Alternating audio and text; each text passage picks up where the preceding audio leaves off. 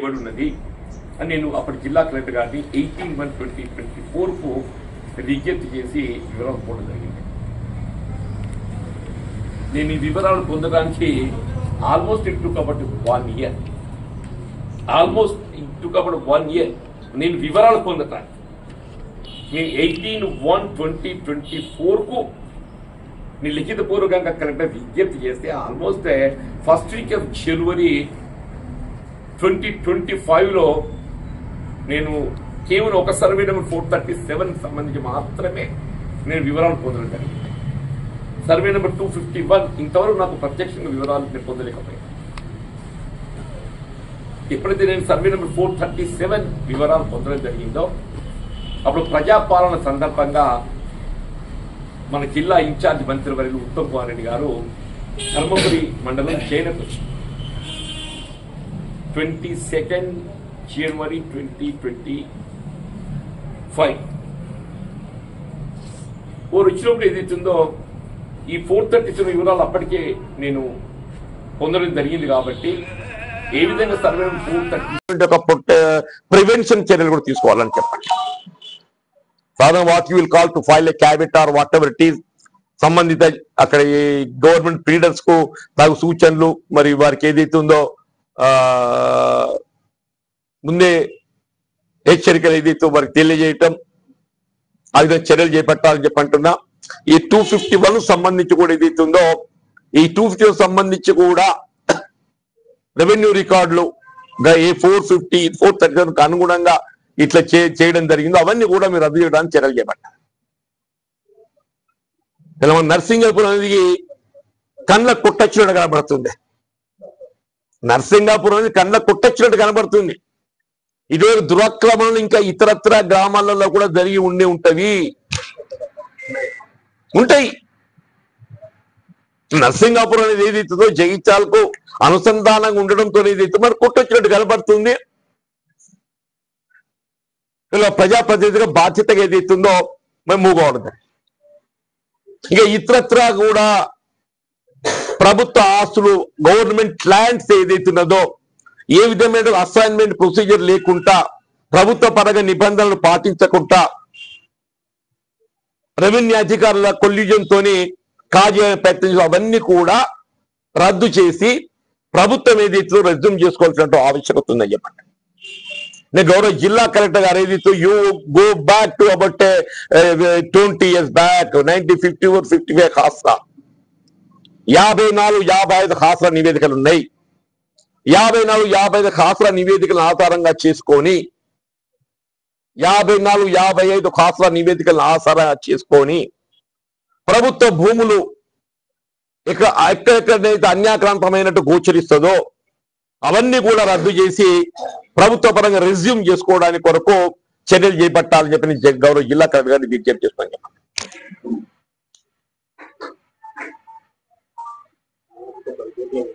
అన్నా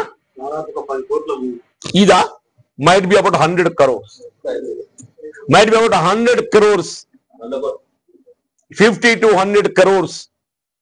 సాధారణంగా జగిత్యాల పరిసర గ్రామాలలో గుంటకు లక్ష ఉన్నది.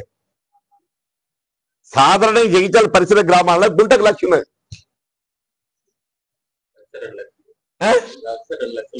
మరి ఆ లెక్కను చూస్తే ఈ 100 ఎకరాలు 50 కోట్లు 50 నుండి 100 కోట్ల మధ్యన ఉంటది. విలువ అనేది ఏదైతుందో అసలు జగిత్యాలకు ఇది ఒక వరం లాంటిది చెప్పటున్నా. జగిత్యాల నగరానికి ఏదైతుందో ఇది ఒక వరం లాంటిది అని చెప్పంటున్నా. భవిష్యత్ తరాలకు ఏదైతుందో ఇది ఒక నిధి లాంటిది అని చెప్పంటున్నా. భవిష్యత్ తరాలకు ఇది ఒక నిధి లాంటిది అని చెప్పంటున్నా. నేను నీకు నగదు రూపేణా మన నిధులు పొందే అవకాశం ఉన్నది, నగదు రూపేణా. కానీ revenue lands unless you go for acquisition నువ్వు భూసేకరణ పోతే మాత్రమే, otherwise no scope at all. అటువైపు ఒక 100 ఎకరాల ల్యాండ్ పూల్, ఒక 100 ఎకరాల ల్యాండ్ పూల్ అని చెప్పంటే ఇది నర్సింగాపూర్ రెవెన్యూ పరిధి లోపల 100 ఎకరాల ల్యాండ్ పూల్ అంటున్నాను. ఇది భవిష్యత్తు ప్రజా అవసరాలకు నేను ముందే పేర్కొన్న first priority goes to Narsingapur. First priority always. అది అగ్రామ పరిధి సంబంధించినటువంటి ఒక ల్యాండ్ కాబట్టి. లేదు జగిత్యాల జిల్లా కేంద్రం, జగిత్యాల జిల్లా కేంద్రానికి కావాల్సినటువంటి ఒక ప్రజా అవసరాలకు అది వినియోగింపబడే విధానం. వ్యక్తిగత లబ్ధి అనేటువంటి ఆలోచన రానియకుండా,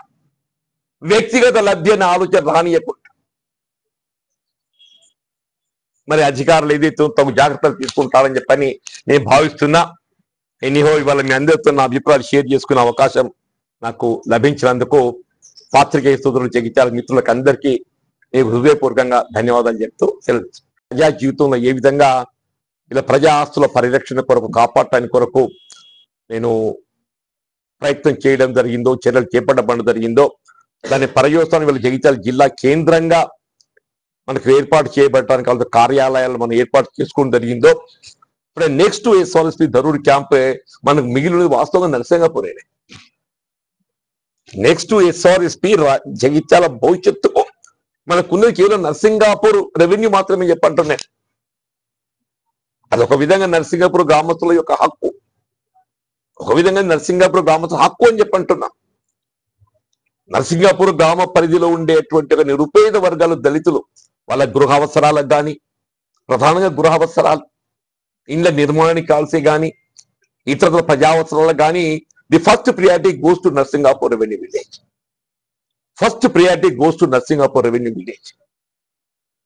నెక్స్ట్ ఏదైతుందో అది జగిత్యాలకు అనుసంధానంగా ఉన్నది కాబట్టి జగిత్యాల ప్రజా అవసరాలు కూడా ఏదైతే ప్రజా అవసరాలు వ్యక్తిగతంగా ఎవరికి కూడా ఏ విధమైనటువంటి ఒక లబ్ధి అనేది అందులో చోటు చేసుకోకుండా, వ్యక్తిగత లబ్ధికి అవకాశం ఇవ్వకుండా ప్రజా అవసరాలకు మాత్రం అది వినియోగింపబడ్డే విధంగా ఏదైతుందో మరి రాబోయే కాలంలో ఈ ప్రభుత్వం దాన్ని వినియోగించుకునే విధంగా చర్యలు చేపట్టాలి. ఇవాళ మొత్తం 90 acres ఏదైతుందో ఈ సర్వే నెంబర్ 437 కు సంబంధించి మరి గతంలో ఏ రెవెన్యూ అధికారుల యొక్క కొల్యూజన్ తోని, అప్పుడు రెవెన్యూ అధికారుల కొల్యూజన్ లేకుండా ఇది జరగడం సాధ్యం కాదు. ఇలా మీరు పట్టాలు రద్దు చేస్తున్న సంతోషం, దాన్ని ప్రభుత్వ అధీనంలోకి తీసుకుంటున్న సంతోషం. భవిష్యత్తులో ఇటువంటి పొరపాట్లు జరగకుండా ఉండటానికి కొరకు అప్పుడు ఈ రెవెన్యూ ఏదైతే రికార్డుల తారుమారులకు అనర్హుల పేరట నమోదు చేయడం జరిగిందో, ధరణిని ఆసరా చేసుకొని మీరు నమోదు చేయడం జరిగిందో, దానికి బాధ్యులైనటువంటి రెవెన్యూ అధికారులపై అందరిపై కూడా చట్టపరంగా చర్యలు తీసుకోవాలి. నేను జిల్లా కలెక్టర్ గారికి ప్రత్యేక విజ్ఞప్తి చేస్తున్నాను. ఇవాళ ఇంతవరకు ఏదైతే మీ బాధ్యత నిర్వహణ లోపల ఏదైతుందో మీరు చూపెట్టే ఒక చొరవకు నేను మీకు ధన్యవాదాలు చెప్తున్నా, హర్షం వ్యక్తం చేస్తున్నా. భవిష్యత్తు లోపల ఏదైతుందో మరింత పారదర్శకంగా ఈ ప్రభుత్వం నిలబడుతుందని భావించటానికి ఆనాడు ఈ రెవెన్యూ రికార్డుల ఏదైతే ధరణిని ఆసరా చేసుకొని వీళ్ళ అనర్హుల పేరు నమోదు చేయడం జరిగింది, వాళ్ళకు ఆక్రమించిన ప్రయత్నం చేయడం జరిగిందో, బాధ్యులైన రెవెన్యూ అధికారులపై చట్టపరమైన చర్యలు తీసుకోబడ్డప్పుడు మాత్రమే భవిష్యత్తులో ఇటువంటి యొక్క పరిణామాలు మళ్ళీ చోటు చేసుకుంటూ ఉంటాయని చెప్పని నేను భావిస్తున్నా, పేర్కొంటున్నా. జిల్లాకు ఆ విధంగా స్పందించాలని చెప్పి కూడా నేను కోరుకుంటున్నా. అట్లే సర్వే నెంబర్ 251 ఇప్పుడు 437 మనకు ఆయన ఉత్తర్వులు జారీ చేసిండు. I think revenue today they are holding panchnama and taking position. And నేను కలిపి ఇంకోటి విజ్ఞప్తి చేస్తున్నా, భవిష్యత్తులో వాళ్ళు ఏ విధమైనటువంటి న్యాయ ధరణిని ఆసరా చేసుకొని ఇవన్నింటిపై విచారణ చేసి అనర్హులుగా తేలినటువంటి భూములన్నీ అంటే ఎవరి పేరిటైతే నమోదు చేయబడి అవన్నీ కూడా ప్రభుత్వం రెస్యూమ్ చేసుకోవాలి, అవన్నీ రద్దు చేయాలని చెప్పని ఆ విధంగా చర్యలు చేపట్టాలని చెప్పని అప్పుడు ఉత్తమ్ కుమార్ రెడ్డి గారికి నేను విజ్ఞప్తి చేశాను. It was 22 January 2025. అప్పటికే కలెక్టర్ గారు కూడా 20th నాడు నేను లేఖ ప్రిపేర్ చేసిన. 22nd ఉత్తమ్ కుమార్ రెడ్డి గారు రావడం జరిగింది. ఎప్పుడైతే ఉత్తమ్ కుమార్ రెడ్డి గారు జిల్లాకు రావడం జరిగిందో, చైనా వచ్చినప్పుడు వారికి ఇచ్చి విజ్ఞప్తి చేయడంతో వారు కలెక్టర్ గారికి ఆదేశాలు జారీ చేశారు. కలెక్టర్ గారితో జిల్లా ఇన్ఛార్జి మంత్రి గారి ఆదేశాలకు అనుగుణంగా విచారణకు ఉపక్రమించి 437 ఏ విధంగా అన్యాక్రాంతం అయింది, రెవెన్యూ రికార్డులలో ఎవరెవరి పేర్లు అనర్హులు చోటు చేసుకున్నాయి, ధరణి కానీ ఇవన్నీ కూడా విచారణ చేసి అల్టిమేట్లీ 437 అబౌట్ 90 acres 437 90 ఎకరాలు ఇవాళ ఈ అనర్హుల పేరట ధరణిలో నమోదు చేయబడ్డట్టు గుర్తించి అవన్నీ కూడా రద్దు చేయబడే విధంగా జిల్లా కలెక్టర్ గారు ఉత్తర్వులు పాస్ చేశారు ఫర్ 90 acres. అందులో 13 ఎకరాల 21 గుంట అది నిబంధనలు ఉల్లంఘించి క్రయ విక్రయాలు చేయడం జరిగింది. అసైన్ ల్యాండ్స్ ఏదైతుందో POT లో ఉంటాయి, ప్రొవిజన్ ఆఫ్ ట్రాన్స్ఫర్ లో ఉంటాయి అసైన్ ల్యాండ్స్. ప్రభుత్వ భూముల్లో క్రయ విక్రయాలు జరగడం నిషేధం. ఆ 13 ఎకరాల 21 గుంటతో ఏదైతే ఉందో ఆ క్రయ విక్రయాలు జరిగినట్టు భావించడం జరిగిందో అవన్నీ రద్దు చేసి రెజ్యూమ్ చేసుకుంటారు. ఆ 13 ఎకరాల 20 గుంటలకు తోడు ఏదైతుందో ఇతరత్ర ఇంకా 76 ఎకరాల 20 గుంటలు 19 గుంటలు 76 ఎకరాల 19 గుంటలు వస్తాయి. ఇంకా మొత్తం 90 ఎకరాల కలిపి అవి కూడా జిల్లా కలెక్టర్ గారు ఇవాళ అసైన్మెంట్ కొన్ని నిబంధనలు ఉన్నాయి, అసైన్మెంట్ కు కొన్ని నిబంధనలు ఉన్నాయి. ఇప్పుడు ప్రభుత్వ భూములు ఏదైతుందో ఎవరికైనా అసైన్మెంట్ చేయాలన్నా కానీ ఆ నిబంధనలకు అనుగుణంగా చేయడం జరుగుతుంది. ఇవాళ ఈ నేను పేర్కొన్న 76 ఎకరాల 19 గుంటలకు సంబంధించి అసైన్మెంట్ కు సంబంధించినటువంటి ఏ విధమైన నిబంధనలు పాటించకుండా అసలు అసైన్మెంట్ అనేది లేకుండా కేవలం ధరణిలో ఏదైతున్నదో అప్పటి రెవెన్యూ అధికారులతో ఒక సహకారంతో ఈ వాళ్ళు రికార్డు రావడం జరిగింది. ఇవాళ కలెక్టర్ గారు ఏదైతుందో నిన్నటి రోజు I believe 24th నిన్నటి రోజు అనుకుంటా నేను ఈ 76 ఎకరాలకు సంబంధించి ఉత్తర్వులు పాస్ చేసేసి ఇవాళ మొదటి 13 ఎకరాల 21 గుంట ఈ 76 ఎకరాల 19 గుంటలు మొత్తం పుట్ టుగెదర్ 90 acres ఏదైతుందో ఇలా గవర్నమెంట్ కలెక్టర్ గారు ఈ మొత్తం ఎంటర్ 90 acres ఏదైతుందో ప్రభుత్వ అధీనంలోకి తీసుకోవడం జరిగింది. ఆ రికార్డ్స్ రద్దు చేస్తూ నేను నిజంగా హర్షం వ్యక్తం చేస్తాను. దో ఇట్ ఈస్ డిలేడ్ కొంత జాప్యం జరిగినట్టు భావించినప్పటికీ కూడా ఏదైతుందో ఇట్లా ప్రభుత్వ ఆస్తుల పరిరక్షణలో నేను ఒక ప్రజా ప్రతినిధిగా ఏదైతుందో ఆ బాధ్యత నిర్వహించగలిగాను అనేటువంటి ఒక తృప్తి నేను కలిగి ఉన్నా అని చెప్పంటాను. నేను జీవితాన్ని బ్రేక్ వేసుకోలేను కదా, నేను జీవితాన్ని బ్రేక్ వేసుకోదలుచుకోలేదు, నా ప్రజా జీవితాన్ని బ్రేక్ వేసుకోదలుచుకోలేదు, నేను ప్రజా జీవితాన్ని బ్రేక్ వేసుకోదలుచుకోలేదు. ఏ స్థానము ఏ స్థాయి ఏ హోదా అనేది ప్రధానం కాకుండా నేను తప్పకుండా నేను ప్రజా జీవితంలో నేను కొనసాగుతా, ప్రజా శ్రేయస్సు కొరకు పాటుపడతా. ఇప్పుడు నీకు ఇంతకంటే మంచి ఇంకే విప్లవంగా చెప్పాలి. నాకున్న అనుభవం, నా సుదీర్ఘ ప్రజా జీవితం అనుభవం 4 దశాబ్దాలే. నా అనుభవంతో ఏదైతుందో నేను ప్రజా శ్రేయస్సు కొరకు పాటుపడే అవకాశం నాకు ఉన్నది. నేను పాటు పడితే నువ్వు చూస్తావు 100%. డెఫినెట్లీ వాళ్ళు there also legally liable for prosecution. Definitely అనర్హులని తెలిసి కూడా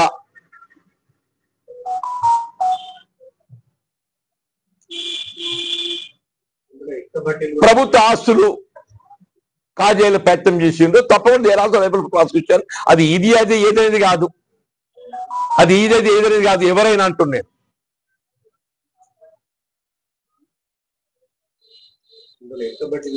ఏదనేది కాదు బాబు, ఏదనేది కాదు, ఎవరైనా అంటున్నాను. ఇవాళ నేను వ్యక్తిగతంగా ఎవరినో దృష్టిలో పెట్టుకొని దీన్ని టేకప్ చేసింది కాదు. నేను ముందు నేను క్లారిటీ ఇవాళ మీరు అడిగింది కాబట్టి చెప్పదలుచుకున్నాను. కేవలం ప్రజా ఆస్తుల పరిరక్షణే ఒక బాధ్యతగా భావించేదైతుందో ఈ నర్సింగాపూర్ గ్రామం జగిత్యాలకు అనుసంధానం ఉంటుంది కాబట్టి కొట్టొచ్చుడు కనబడుతుంది కాబట్టి దీన్ని పరిరక్షించడం నా వంతు బాధ్యత భావించి ఐ టుక్ ఇనిషియేషన్. నన్ను ఎవరు ఆక్రమించుకునే ప్రయత్నం చేసిండ్రు ఏంటి అనేది ఆన్ రికార్డ్ ఇవన్నీ వివరాలు ఉన్నాయి. All will get it.